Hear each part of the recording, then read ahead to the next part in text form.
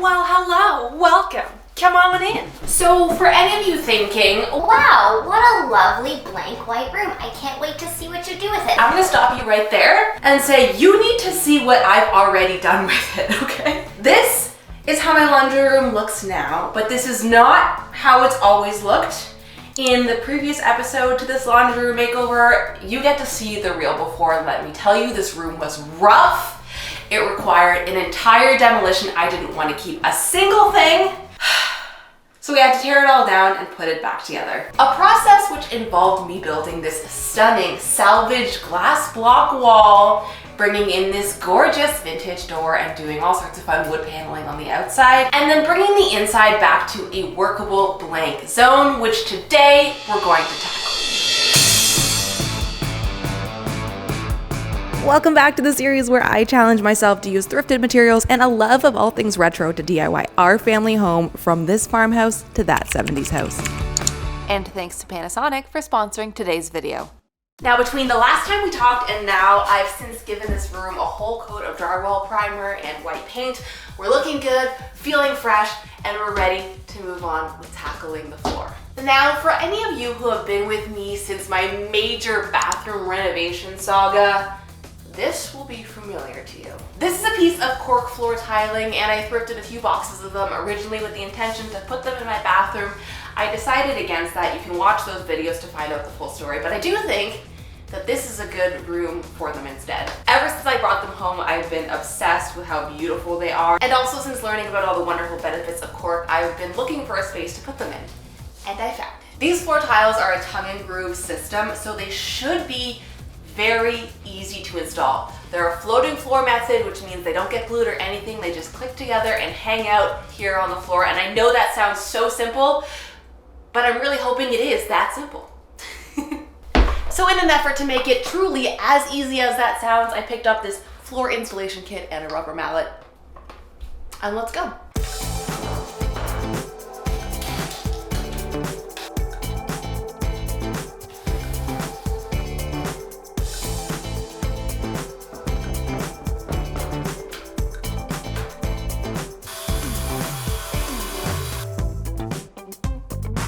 Don't put me in charge of math ever.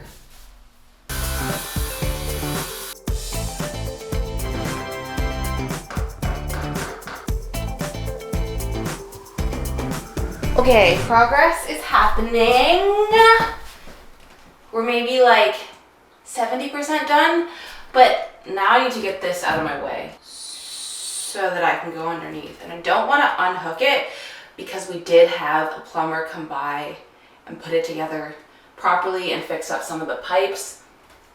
So I don't want to mess anything up.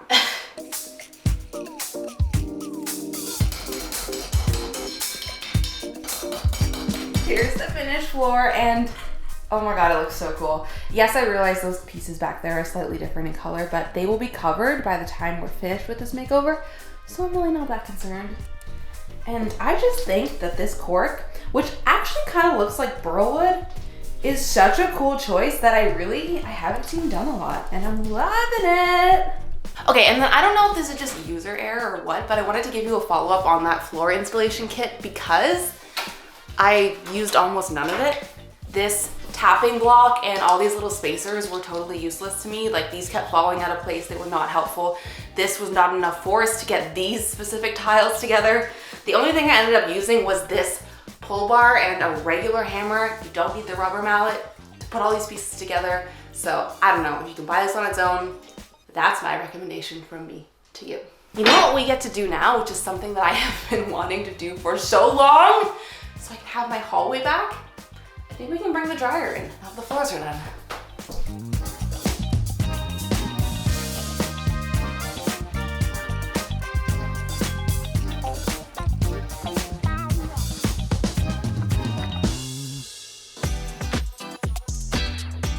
Today is a big day because we're doing a ton of secondhand shopping for the laundry room.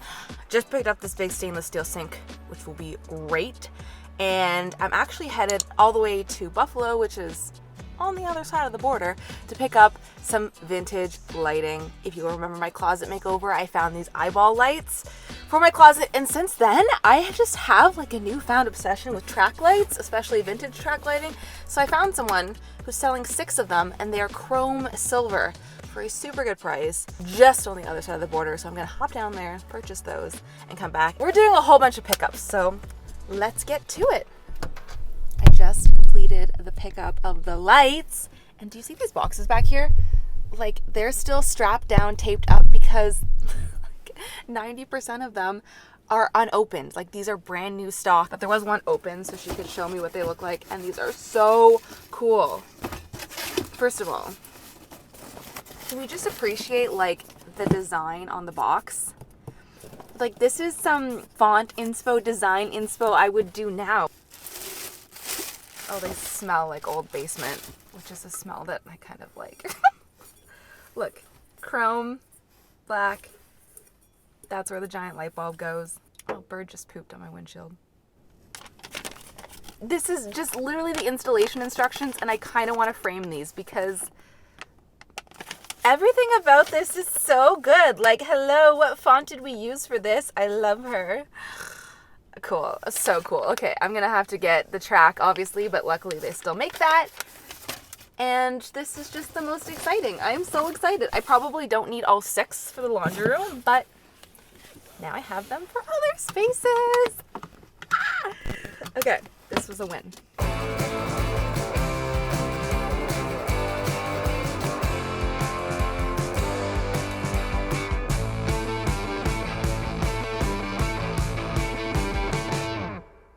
So my journey yesterday was a huge success. This is the bit that just gets hardwired into the box in your ceiling, or you would put any other type of ceiling light. And then from this, you can extend a track almost in any direction, which is pretty cool, because this time I want to try and do an L shape. In my closet, I just did one very simple straight line. And since that went so well, we're gonna level up this time and mix in some geometry. Hello? Are you coming?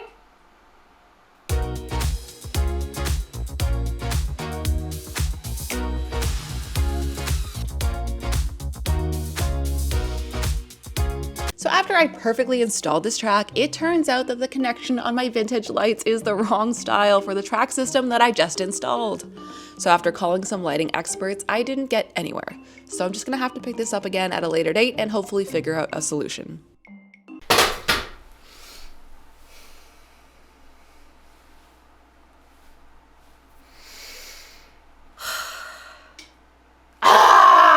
Come on. Why can't things just work?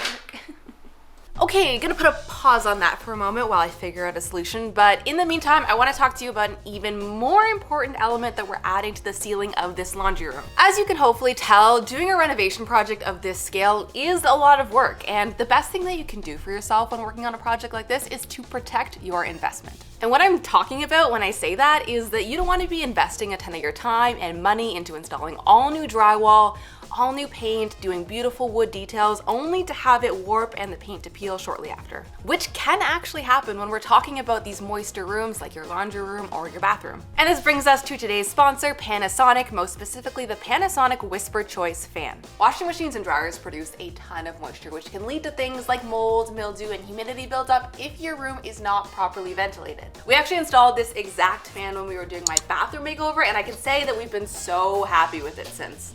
They make this fan so easy to install, making it very DIY friendly.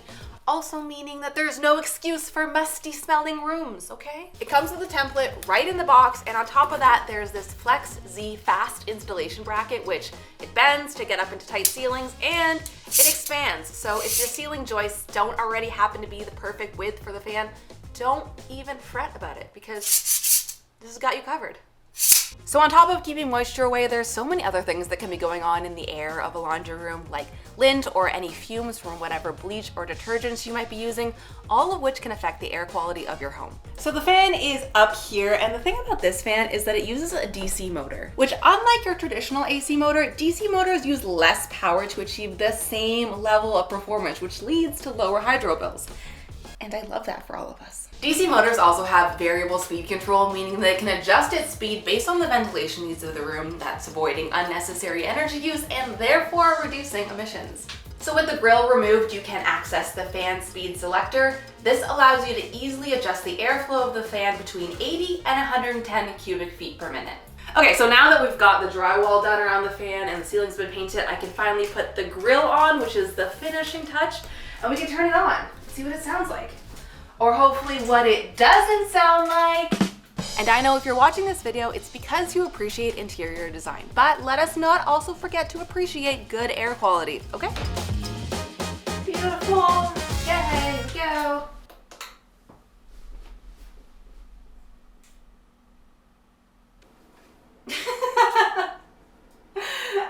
Incredible. Simply incredible. Can your ceiling fan do that? Because if not, it might be time for a change. So if you happen to be in the market for a quiet yet powerful, very easy to install and eco-friendly fan for your space, then click the link in the description and check out the Panasonic Whisper Choice fan available at Home Depot.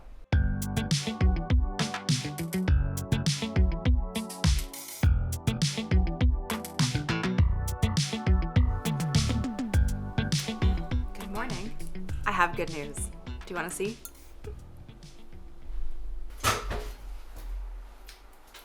Just hold on. Just hold on.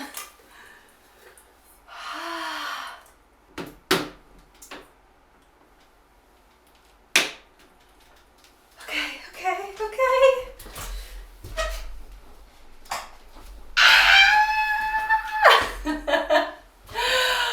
Oh my god, thank goodness. Okay, to make a complicated story very simple, we were able to just swap out the top connector piece for the right style that works with this track, and then still be able to keep all like the fun retro goodness of the shade and everything. And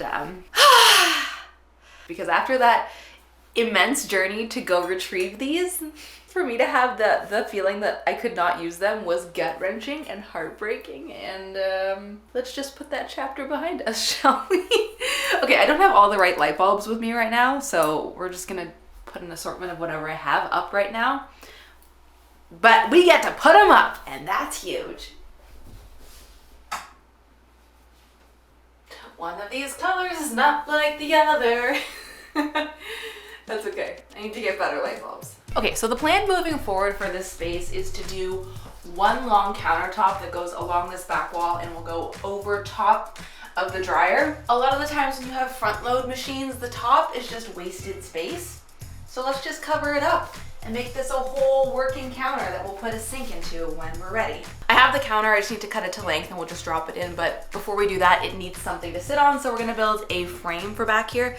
Gonna make the whole thing out of 2x4s, make it very simple. It's okay if it's a bit ugly because it will get covered with a nice counter and some nice doors when we're done. So let's get to work.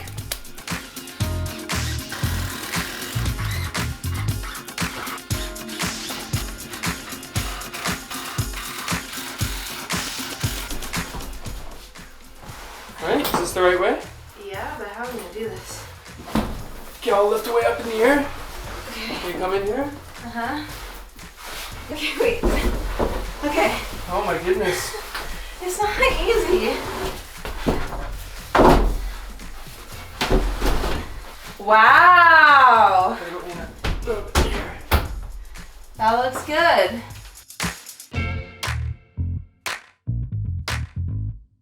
Danny, mommy's using power tools. Watch out.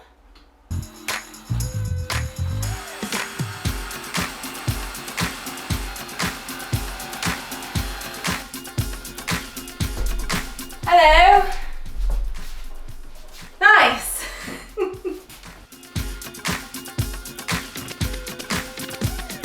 Alright, top key, what do you think? Excellent. Glad there's enough left in that tube. Perfect. Perfect measuring job and cutting job. All set.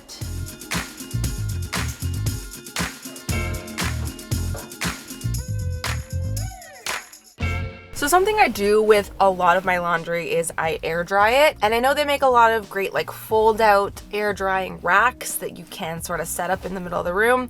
But considering I do this with like a good majority of every load of laundry that I do, I kind of want a permanent solution that's a part of the room that's meant to have things air dried on. So my task for today is to build some sort of permanent rack for this. Now, underneath the new sink that we just put in, there's a ton of storage space, which is excellent for putting all the stuff under there that I don't really want to see or use all that often. But there's a few things that I'm gonna need to have out that are easy to access, like my laundry detergent. So I'm thinking the design is going to operate kind of like a half shelf, half drying rack hybrid solution. Well, maybe more like a 1/4 shelf, 3/4 drying rack solution. So I'm at the hardware store right now. I'm gonna go in and grab some wooden dowels for the rack part, and we'll figure out the actual plan back at the office.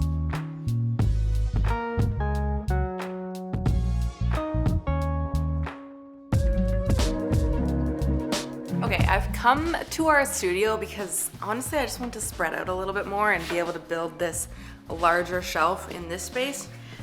And I kind of just needed a bit of a mental visual break from being in that small room this entire time. So I have my new supplies plus some extra wood that I brought from the laundry room build, and let's get to it. So this is what I have in mind for the design of the shelf rack. I'm cutting down some 1x3s for the frame and also cutting a rectangle out of some scrap wood for the shelf top. And if you'd like more in-depth instructions on exactly how you can build this yourself at home, check out our blog post on it. It's in the description below. As you can see here, the shelf bit will just be at the one end, and these additional vertical pieces will act as the supports for the dowel rods. I'll need to drill holes in these support pieces so the rods can fit through them.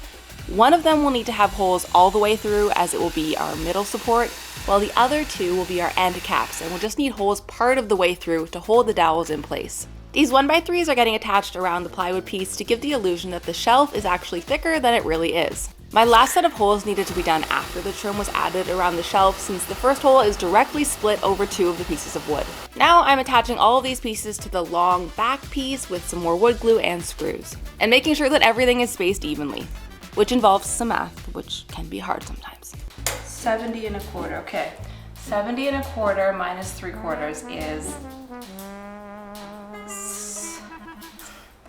60 1/2? 69 1/2? What? What? No. You said 71 point. Oh, sorry. 70.25. LOL.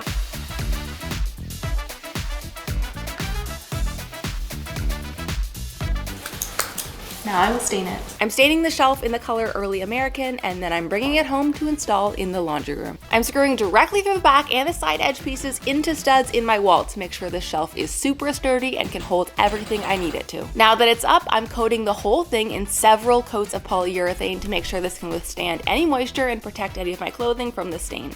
This step is super important, don't skip it. Okay, we are getting so close to the end.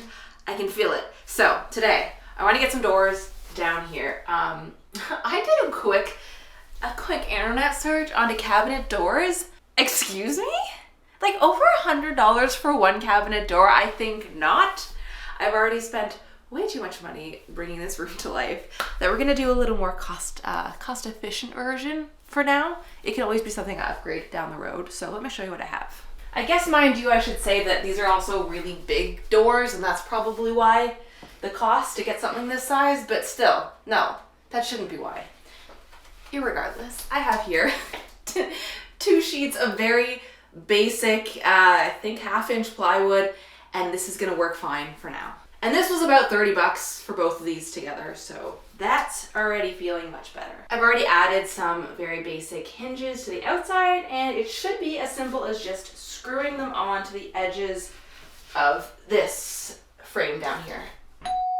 Okay, hold on. This is actually perfect timing because I just got a very exciting package in the mail that I actually kind of forgot that I ordered way back at the beginning of this whole project. It feels like I've been working on this for so long. I got this off of a vintage reseller who sells like sort of salvage stuff, and these, oh, they're so cute, are vintage Starburst doorknobs or door handles. So it's a basic like chrome knob, but then it has this back plate that goes behind it that's a little starburst. And okay, like, do we see this? I kind of thought at first that I could use this as a doorknob on the door, but seeing them now, they're pretty tiny. But I do think, you know, where I could use them, down here on these cabinet doors. I have 2 of them. I'll link the Etsy shop because this is so cute. She sent me the original hardware and the new hardware, just in case the original hardware is a bit worse for wear. Which it is. It's a bit rusty. So maybe I'll use the new screws. But yeah.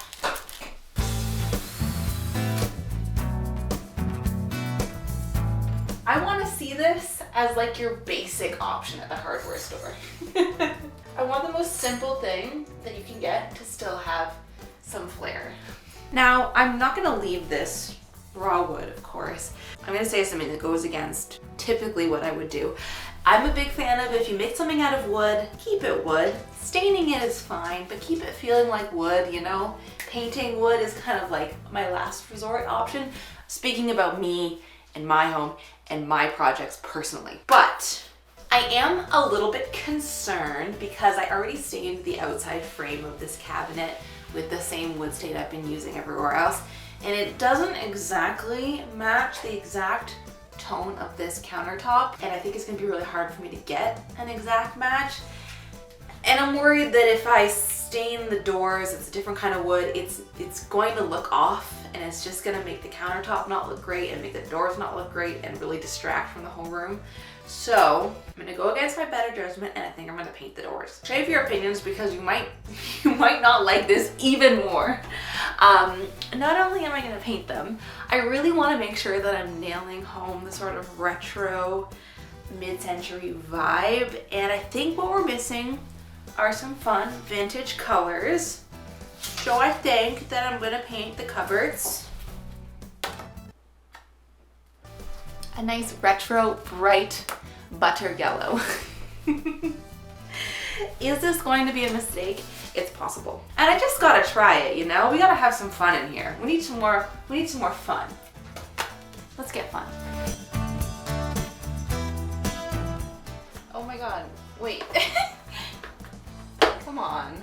Does this not fit in there?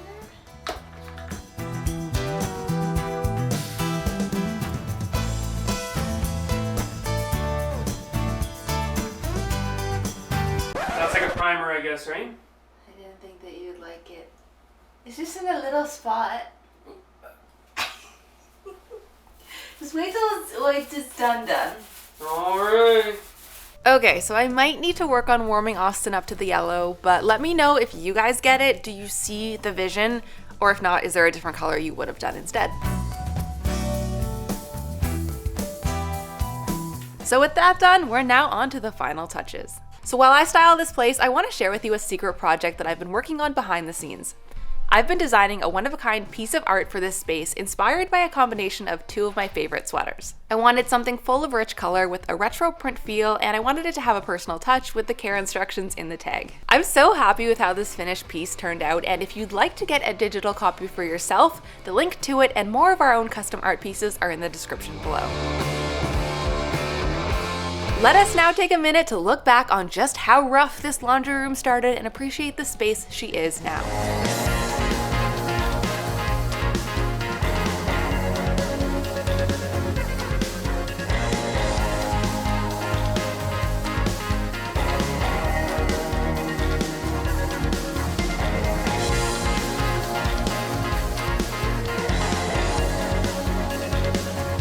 I especially love my DIY drying rack, which I know I'll be able to air dry my clothes without any worry of must or mold, thanks to Panasonic, our partner for today's video. Click the link in the description to check out the Panasonic Whisper Choice fan available at Home Depot. I'll see you in the comments, where I can't wait to hear what you think of this makeover. Bye!